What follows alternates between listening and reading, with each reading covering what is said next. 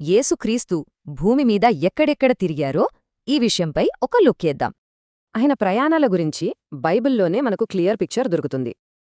ఆయన పరిచర్యలో భాగంగా ప్రధానంగా 3 దేశాల్లోనే ఎక్కువగా ప్రయాణించారు.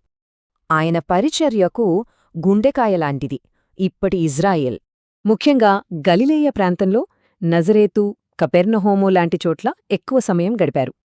ఆ తర్వాత యూదాయకు కూడా వెళ్లారు. యెరూషలేము, బేత్లెహేము లాంటి కీలకమైన ప్రదేశాలన్నీ అక్కడే ఉన్నాయి. సమరియా గుండా కూడా ప్రయాణించారు. ముఖ్యంగా సుకార్ అనే గ్రామంలో ఆగారు. కాని ఆయన ప్రయాణాలు ఇజ్రాయెల్తోనే ఆగిపోలేదు. మరి ఇంకెక్కడికి వెళ్లారో చూద్దామా? పొరుగునే ఉన్న లెబనాన్, జోర్డాన్ ప్రాంతాలకు కూడా ఆయన వెళ్లినట్టు ఆధారాలున్నాయి.